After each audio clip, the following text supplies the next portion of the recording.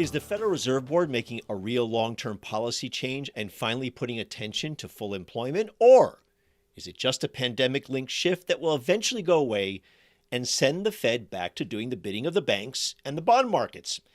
Well, I don't have a crystal ball about the long-term future, but what's happening right now at the Fed is a change worth having a chat about, as I do today.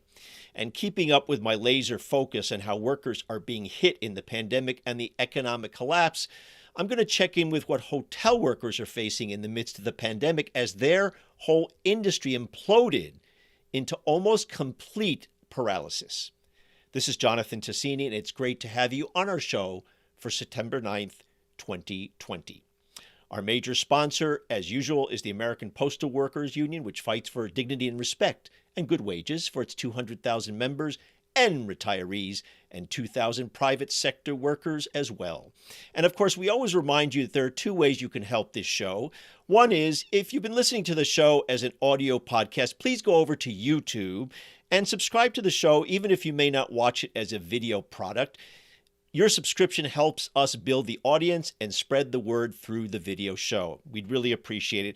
It would also be great if you'd consider becoming a financial sponsor of the show so we can keep bringing you this information that I think you're not going to find in most places around the internet, or certainly not in the traditional media. You can do that in two ways. You can go over to workinglife.org, click on the podcast tab, and find your way over to Patreon, and there you can become a one-time sponsor or a monthly recurring sponsor. Or if you're more comfortable, do it over at ActBlue. We've partnered up with ActBlue, and you can again become a one-time sponsor or a monthly sponsor at ActBlue. The most important political figure in your economic life, and of course, putting aside the boss of your company who has a huge amount of power, is not the President of the United States, no matter who that person is. It's probably the head of the Federal Reserve Board. That person is responsible, along with his or her other Fed board members, for setting the level of interest rates. Since we all need to borrow money from time to time, the Fed chair is almost always inside our pocketbook, deciding whether we can afford to send our kids to college, buy a house or a car, or pay off our credit card debt. Interest rates are really where you see class warfare at work. Now, a quick tutorial. An interest rate is essentially the price of money. Interest rates are the way the Federal Reserve Board controls the economy. The Fed doesn't set all interest rates, but it has control over the most important rate, and that's the short-term interest rate. That is essentially the price the Fed charges for money that it lends to banks. So like someone throwing a stone into the middle of a still pond, when the Fed sets short-term rates, the rate ripples through the economy. Banks in turn charge us and businesses enough interest to make a profit over what it has to pay the Fed for that money. When the Fed raises rates, long-term mortgages for homes become more expensive. Businesses have to pay more to borrow money to finance equipment or other business plans, so they may cut back or produce less, and that usually means fewer jobs for regular folks. Now, if the Fed wants the economy to grow faster, in other words, for more jobs to be created and for people to have more money to spend, it forces rates down. Or in economic lingo, and you've probably heard this, it loosens monetary policy. When the Fed wants the economy to slow down, it raises short-term rates, or, and you've probably heard this too, it tightens monetary policy. Now, interestingly, if you read the Fed's charter, it is actually supposed to have two main goals: price stability and full employment. But the problem is that the Fed is run by people who represent the top officials from the largest banks in the country. The very people who make money by charging people interest for the use of their money, and who are not that interested in making sure that you have a job. They usually have one main concern: inflation, not making sure people have jobs. Now, most workers are pretty happy when employment is up and their wages are rising. And if that comes with a small amount of inflation, it's a small price to pay. As long as inflation doesn't roar out of control, as it did in the 1970s because of skyrocketing oil prices, we're not hurt. When inflation is higher than interest rates, the people giving out money in the form of loans, meaning rich people and banks, are getting paid back in dollars that are worth less. And guess what? They don't like that. So the Fed, playing the guardian of the rich, keeps those interest rates high enough to make sure the banks and the bond market make big profits. Now remember this fact, which I think most of my audience is pretty hip to. Whether interest rates go up or down, the way the rules are set up, the rich always benefit, either today or in the future, and the middle class is hurt. Now think about it. When interest rates go up, on your credit cards, for example, more of your income goes to paying higher interest costs. Now that's true of the rich too, but they have so much more money that they barely feel it. And they will eventually recover any loss down the road. More important, over the long term, the rich get richer because they own more assets that make money off interest. Bonds and real estate, for example. And changes in interest rates makes the gap between the rich and the rest of us even bigger, which is a factor the media rarely talks about. Most of us are in a very similar situation. Let's say interest rates go up and you have a certain amount of credit card debt, but you also own a house. Sure, your house may be worth more if you're lucky enough to own one, but you can't sell it and profit from a higher interest rate and move somewhere else. It would be too expensive for you when interest rates are higher to buy a new home of equal size. That credit card debt, though, is something you have to pay off or face falling even further into debt because of the higher interest rates. Which is why what the Fed Chairman Jerome Powell announced recently is pretty important. We all know interest rates are at historic lows and mortgage rates are crazy low, largely because the Fed has intervened to keep the country from collapsing even further into the pandemic economic abyss that we are in, an abyss that Republicans in Congress don't seem to care about. And to be clear, we are still deeply in the abyss with a crushing unemployment rate, a bigger underemployment rate, and the prospect that hundreds of thousands of so-called temporary layoffs will become permanent as huge numbers of jobs just disappear. The Republican Senate majority that wants to let people starve and states collapse just does not care. Now, to be sure, Democrats, as I've pointed out, have not been bold enough as a whole in proposals. As I've said recently in a broadcast, and you can look it up in our archive, we need upwards of $6 trillion in stimulus, which is twice what the Pelosi-led House passed a couple of months ago. So let me now bring in my favorite Fed watcher, Dean Baker, to tell us why what the Fed is doing is pretty eye-opening. Dean is the senior economist with the Center for Economic and Policy Research and a regular guest on this show. Now, you've been really one of the great Fed watchers for a very long time and an analyst of what the Fed does, and you've been on the program here talking about the Fed. So before we talk about what is actually a major breakthrough from, I think, your point of view in terms of the Fed policy, let's tell my audience a little bit, why should we care about what the Fed does? I mean, I think people know in some abstract way, but let's talk a little bit about the specifics of what the Fed does that's important to everyday people. Well, the Fed plays an enormous role in controlling might be the wrong word, but stimulating, slowing down the economy. And this is through interest rates. So they can make interest rates higher or lower. By lowering interest rates, that means things like we get a mortgage at a lower price, or a lot of people refinance mortgages, freeing up money for consumption. Has some effect in encouraging investment. Also, state and local governments, they could borrow more cheaply for building all sorts of building projects, roads, construction of different types. Also has some effect on our trade balance. So when we have lower interest rates, that generally means that a lower value dollar, which is going to typically improve our trade balance. So these are all ways in which it can stimulate the economy. And to flip that over, the Fed often goes the other way. It raises interest rates to deliberately slow the economy. The argument is that they're concerned that the economy is growing too rapidly, too many people have jobs.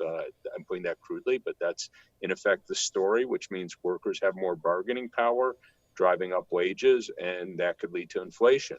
So the Fed often in the past has raised rates to quite deliberately slow the rate of economic growth to make it so we have fewer jobs. So it's a really big deal. And in your statement that you put out, and just the 4 paragraphs, there's so much packed in there. I want to read just on that point about jobs, something that you wrote, which really is important.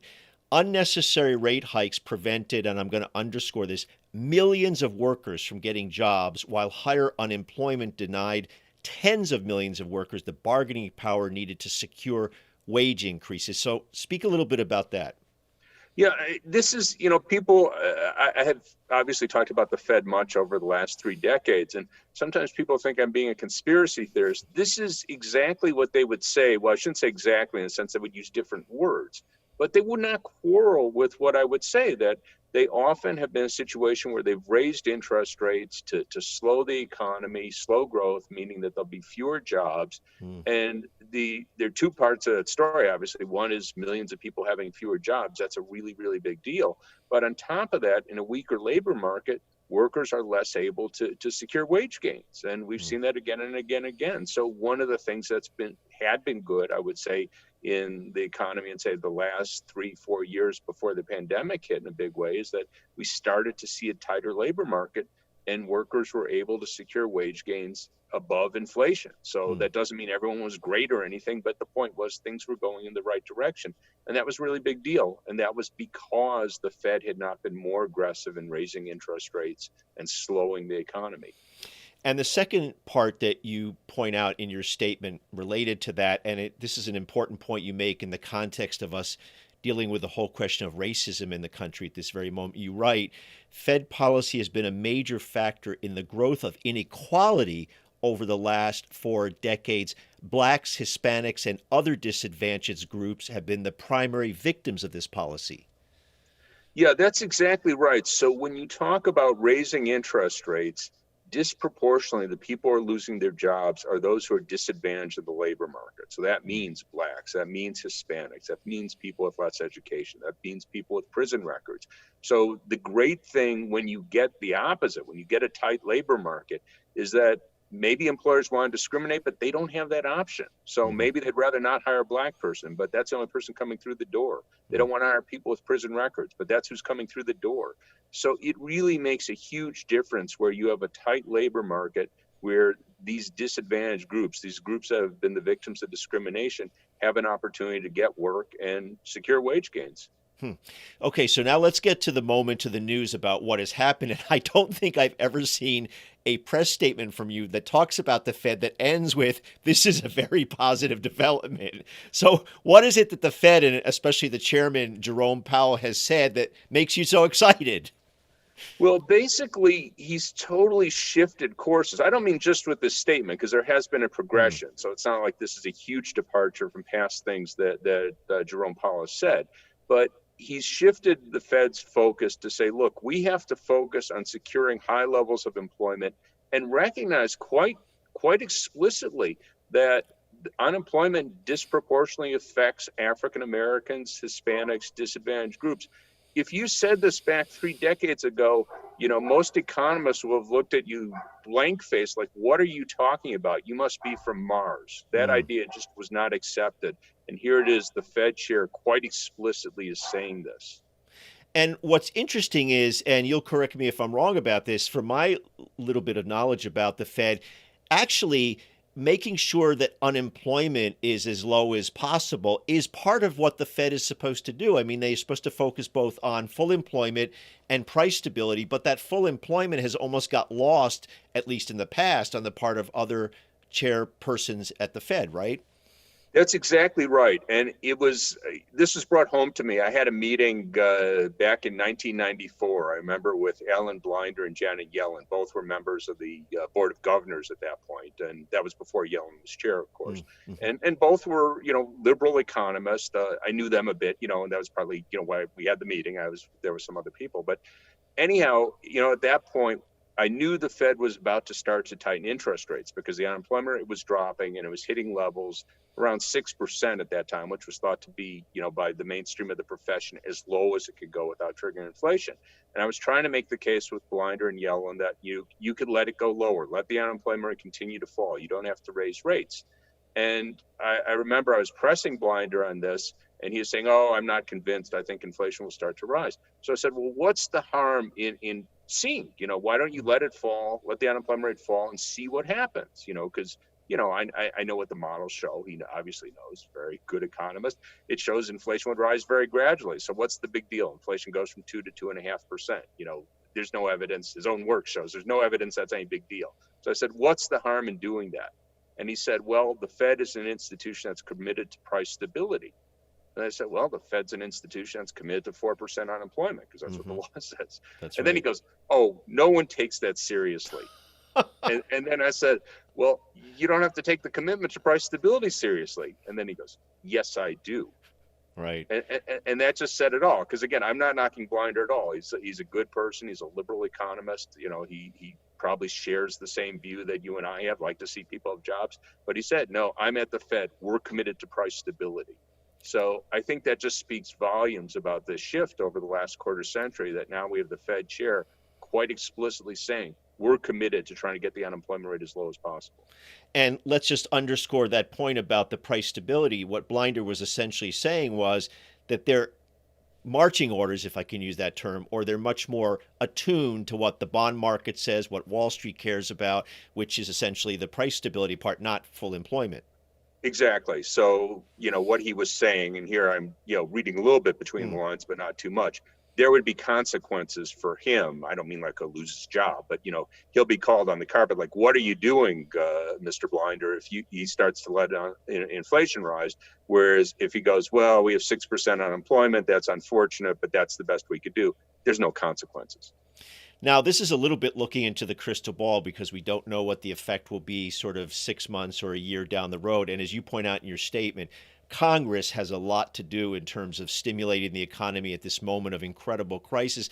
But is there any way of measuring or get a gut guess about what this current change in Fed policy might do? Well, I see this mostly as a policy, in effect, locking in an insurance policy for the longer term. So right now, you'd have to be close to crazy to say the Fed should be raising rates. I don't know anyone who's saying that. I mean, I'm sure someone somewhere is saying that, but no one who's taking it all seriously in policy debates is saying that. But let's, suppose in a good scenario that we get an effective stimulus, a Green New Deal, whatever it might be, so that say a couple years out, we're starting to see the unemployment rate get down to 4%, maybe even lower. What Powell's statement is saying is we're going to hold back. We're not going to rush to raise rates. We're only going to raise rates if we see there's a clear and pressing problem with inflation. So his focus is, he's saying the Fed's focused on getting the unemployment rate as low as possible, and they will be reluctant to raise rates. And, frankly, I'm sort of saying, well, you gave me his job. What would I say? Probably pretty much exactly what he just said. Mm-hmm. And is it a fair statement to say and hope for that this is, once we get out of this crisis, and that could, as you well know, you're the economist and right on the cutting edge of this could take 2, 3, 4, 5 years before we get back to decent employment, what we had before the pandemic hit. Do you think that this is a long-term change that now can be inscribed in the Fed and basically be part of the Fed's calculations a decade or two going forward? Or do you think they're going to revert to their instinctual attitude, which Blinder reflected, which is we got to worry about the bond market? Well, the Fed tends to move glacially. There's a lot of inertia there. So I certainly would not see this as being locked in stone. But it is a huge, huge move. It certainly doesn't mean it can't be reversed. But, I guess I'd say it's about as good as you could hope for at this point in time. So it's a big step forward. Nothing's irreversible, but, it's hard not to be happy about this. Great, Dean. Thanks for giving us an insight, as usual, into the Fed. And we'll keep tracking this development, and we'll have you back on the show. Great. Thanks a lot for having me on. It's hard to think of a sector in the economy that has been hit harder than the big category of hospitality and tourism, and specifically hotels. I mean, ask yourself, unless it was a matter of high urgency, would you travel right now? and book a hotel and stay somewhere just for the fun of it? So, okay, if you say yes, you are brave and adventurous, more than I am. But that business has cratered to the bottom. My yardstick is what has happened to Unite here, the union that represents most unionized hotel workers like housekeepers and catering workers, or especially in Las Vegas, casino workers. That business, the hotel business, just evaporated, and tens of thousands of union members got laid off. Now, honestly, I don't see an easy path back to a place where hotel workers are getting their jobs back in big numbers until there is a vaccine and until a big hunk of people are actually vaccinated. But I wanted to check in with hotel workers and find out how life looks right now. And we know it's difficult, knowing that it isn't pretty with their paychecks gone, the enhanced unemployment running out, and soon their health coverage costs will be almost entirely on the workers once important union financial support runs out.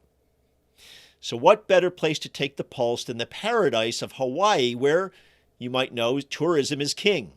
So it's great to be joined by Lourdes Makera and Brian De Venecia. Lourdes has been a housekeeper for 10 years at the Royal Hawaiian Hotel in Waikiki, Hawaii, which is owned by Kyoya Hotels and Resorts and managed by Marriott. She is an immigrant from the Philippines and a mother of 3 kids. She's been involved with Unite Here's Local 5 for many years and was one of the most visible leaders during the 51-day strike against the hotel in 2018. Bryant is the union's communications organizer. And Lourdes, I thought we would start with you and tell us a little bit about how you got into this job, how you became a housekeeper at the hotel. What led you to this? Okay, so my name is Lourdes Makera, and I work at the Royal Hawaiian, which is under Kyoya Ohana LLC company. So prior to my working in the hotel, the Royal, I am a caregiver and at the same time a cashier, one of the malling here. So thinking about working 2 jobs compared to like working in a union hotel, like it like compensate the whole salary that I have, the wage that I have with the 2 jobs. So I choose to go to the hotel, union hotel company. So the benefits were much better. The pay, obviously much way far better than the one that I've been working. And plus, you only had to work 1 job to get those benefits and that pay, which is a nice thing. So your life became more sane, if I could say, and more organized. And since you're a mom as well, that probably made a difference too. Yes, I'm a mom, a mother of 3, and I start my work like getting up from our house like 5:30 in the morning because I have to go down Waikiki for downtown for my first job, and then after my first job I go straight to my second job, which is I will end up like 11 o'clock at night because I'm closing, and then go home like most probably like around 12 to 1 o'clock in the morning already when I get home because I wasn't driving that time, so a lot of time it's consuming. So getting into the hotel, like I start in the morning, 8 o'clock. I get out like 7, and then go home maybe around like 5. I can cook. I can do chores and help my kids do their homework. So it's much better. And I assume also you are less exhausted, and so you probably have a whole lot more patience for your kids and for the rest of life. Yes. So what was the work like from your point of view before the pandemic? Did you like the work? Did you like the hotel? I mean, were the bosses there because there was a union contract and protected you? Were they kind of controlled a little bit and you had a lifestyle within your workplace that was at least manageable? Well, since we are under the union, there are some, I would say, like limits wherein management can, control. Instead, as the workers under union, we do the control over it. Like, you know, there are some um, rules that you should comply with whatever that is stated in the contract. So, you know, it's not more on the management side, And as I I would say. understand it, since the pandemic started, you've been out of work, or at least virtually all of the folks working at the hotel, as I understand from Bryant, have been laid off. Yes, yes, because of the pandemic, we've been laid off like since March. So it's kind of scary to me. We're worried about it already. How are you surviving?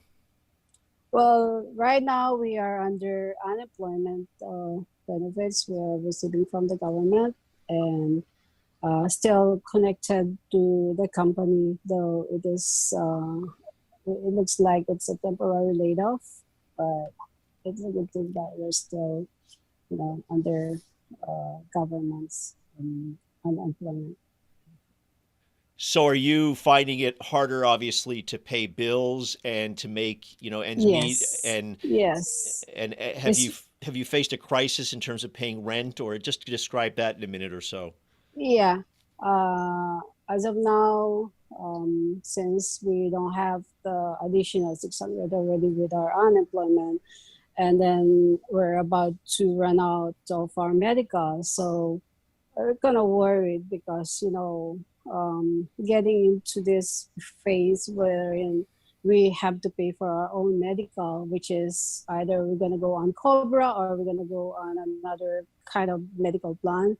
It's still out from our pocket, which is additional burden on our budget, and we're paying like thousands of, you know, the rent, and then, you know, some our utilities. So I don't know.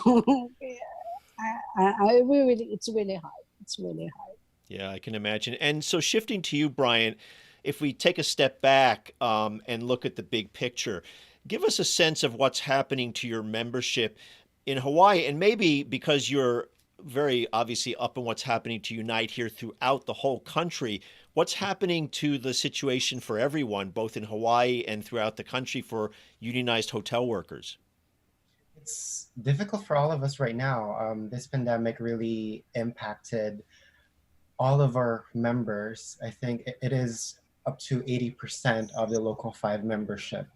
Mm. We are lucky and fortunate that we have heroes working in the front lines right now, which are healthcare workers. But the great majority of our membership, which are hotel and food service workers, they're out of work. And like Lourdes has shared, this has been since March, and we don't know when we're going to reopen. Mainly because here in Hawaii, it's a bit different. We do have a lot of our tourists come from Asian countries and Europe, and also the U.S. mainland. So we are not only it's not only contingent to how our U.S. government is going to handle the crisis, but also worldwide, globally, how are the governments in Asia and Australia and New Zealand, for example, in Europe, are going to handle travel and like Mm-hmm. all those rules that allow tourists here in Hawaii to visit.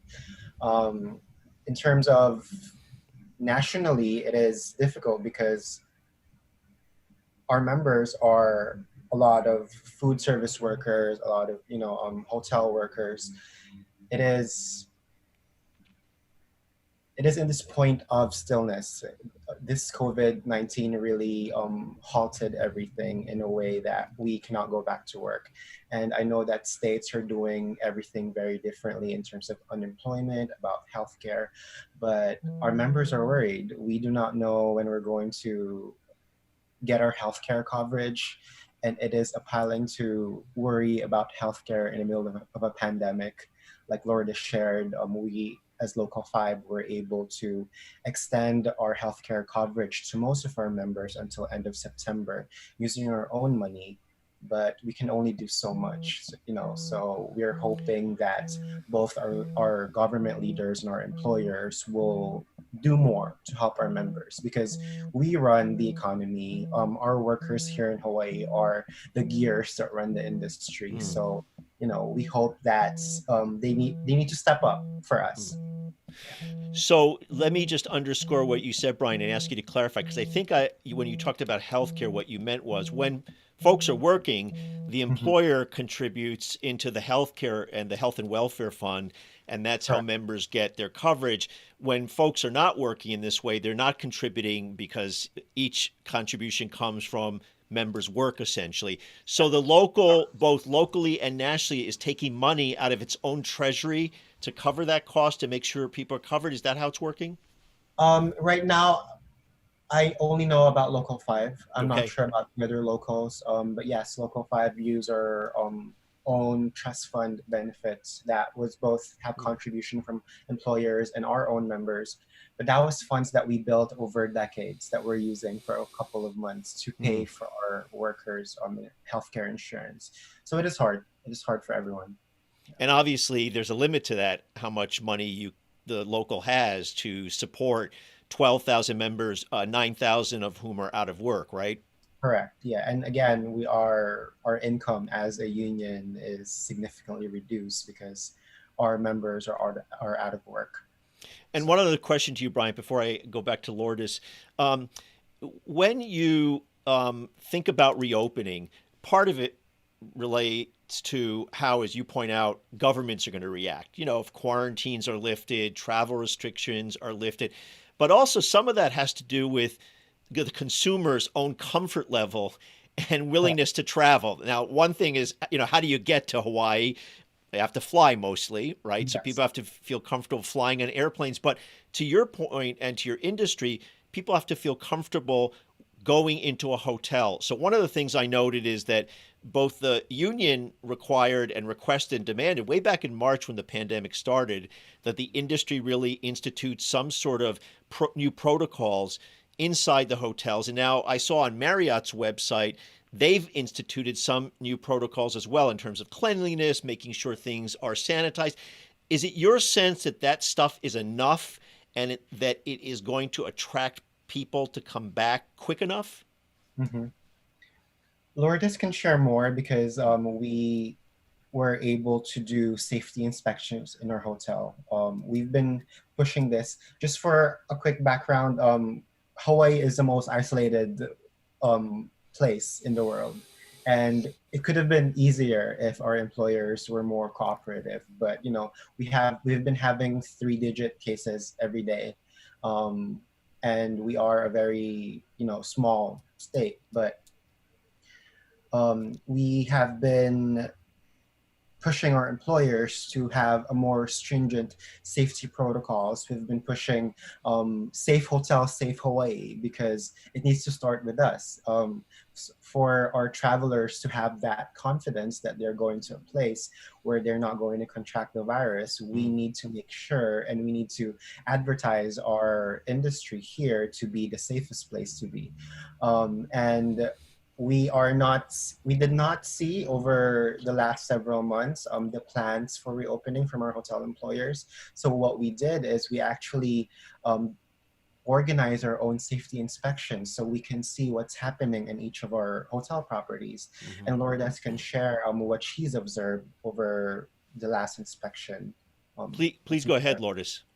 Yes, just like Brian told, we did some inspection to some of the hotels in here, and as we observe, like they're not ready. They're not ready for business. What I mean is like um, they don't have any signage at all. Like public areas we're in, uh, guests should be coming in, and then elevators, no sign at all. Like some of the hotels, they don't have the sanitizer, you know, dispenser in there. Where in every touch that you do, that you might be carrying or may not, you may be having like the COVID virus, and everything that you touch, you have to be safe. That's what we wanted.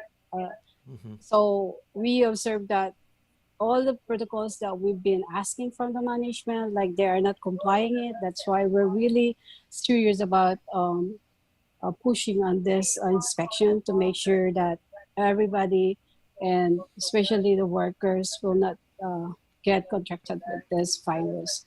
And so some of the hotels too, like in the front desk, they don't have like plexiglasses wherein there is a direct contact with the guest, and you're not sure if they're carrying it or not. And at the same time, we don't want them to be, in a place where they get harmed or get the virus too. So it's a vice versa concern regarding workers and our guests. And it's a good thing because we're protecting also the the business in a whole picture. And you brought up two elements of that. One is about touching surfaces. And from what I understand from reading about the science of that, they're now finding that that's less of a concern, relatively speaking, meaning that the virus is not easily communicated by touch. But your point, the other point, which is really important, especially in a hotel situation, is the ability to be socially distanced from people. Yes. And let's say you're in, for example, an elevator. You want to go up to the 12th floor. How do you just make sure that there's not like a huge crush of people inside Yes. an elevator? Who's monitoring that? All these kinds of questions, right? So the front desk, when you're receiving people, that to me is the biggest concern that from the worker's standpoint, right? Yes, definitely. What we are asking them is that because of the social distancing protocol that we should imply, like limitations. Someone is really checking on how many people getting into the elevator, and then maintaining the distance.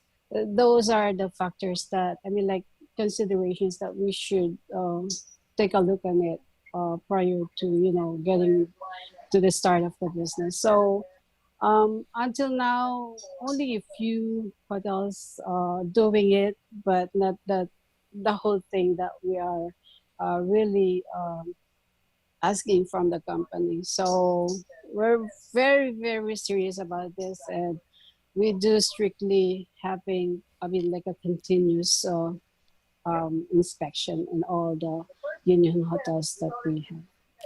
And Lourdes and/or Brian, I wanted to ask you a question. Either of you can respond to this.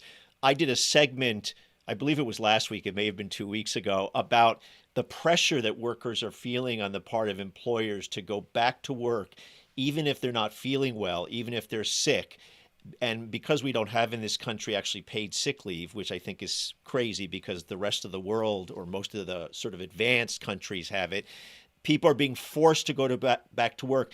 Is that a concern on your part that once the industry opens, that there's going to be pressure on the part of workers like yourself, housekeepers, that are going to be demanded by the employers? You got to come back to work now, and that there's not going to be an ability to say, no, I don't feel well, I want to stay home and still get paid. Yes, I can answer for that. In our contract, this is the good thing because in our contract, it is included about the safety, meaning like if workers doesn't feel safe and they don't feel like they will be confident to go to work, then they can say that to the management, and management should not be forcing them like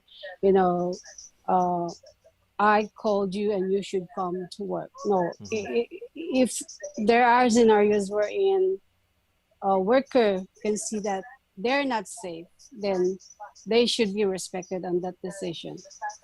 So we're setting this protocol wherein management and union should have to agree upon that when it comes to calling workers, there are some considerations that should set up. Brian, did you want to comment on that? Yeah, definitely. We actually have an example of how it should work going back to work. One of our hotel properties, the Kahala Hotel, they were one of the employers who really communicated and did bargaining with us. So a bunch of Kahala hotel workers, they organized themselves and pushed the management to have safety protocols, and they actually reopened, kind of have a soft reopening.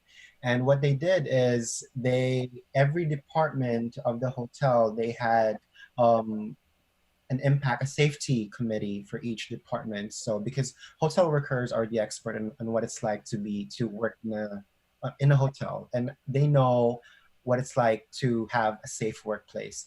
So they did that, and when they started calling back people, it actually worked as a volunteer basis, where they ask based on seniority who wants to work first. Mm-hmm. And people who maybe are taking care of someone who's immunocompromised, or people who need to who also themselves are immunocompromised, of course they did not volunteer, so they have the option to stay in unemployment insurance for a little bit, while the workers who are willing to go back to work because they feel safe, they did go back to work.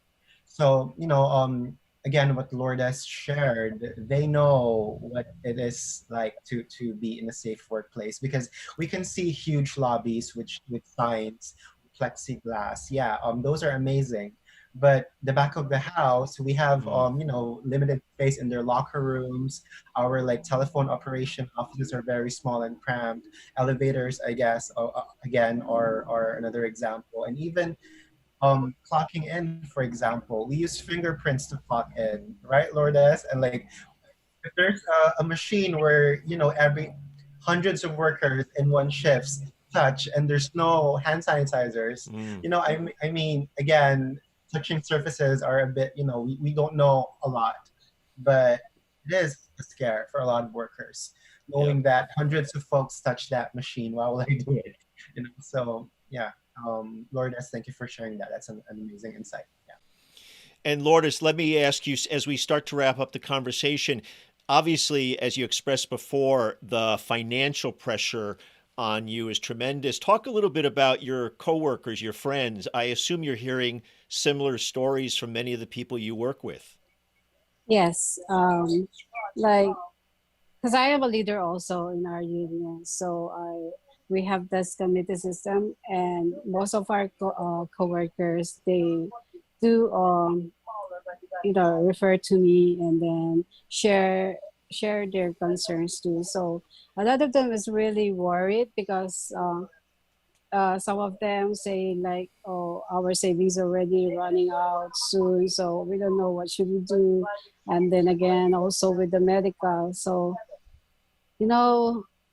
our situation here, I would say in general that it's really getting harder and harder. Like some of them are paying mortgage, either mortgage or rent, car loans, educational loans for their kids.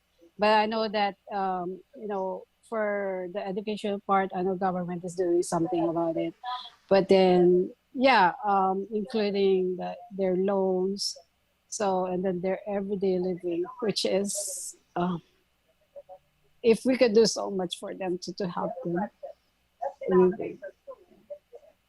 Well, we wish you the best from this show and from my audience, obviously. And I've been covering the issue of workers in the pandemic from the beginning of the pandemic, from poultry workers to airline workers, transport workers.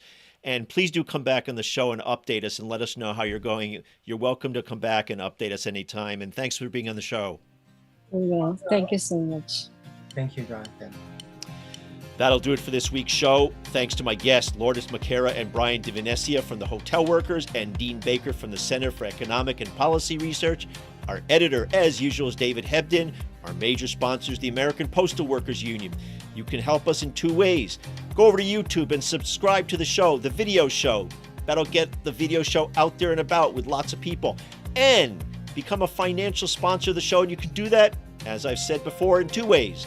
Go over to workinglife.org, click on the podcast tab, find your way over to Patreon, and there you can become a one-time sponsor or maybe a regular monthly sponsor. Or you can do it over there at ActBlue, because we've partnered up with ActBlue. So you can go over to ActBlue, which I'm sure you're familiar with from your political contributions, and become a sponsor, either a one-time sponsor or a regular sponsor.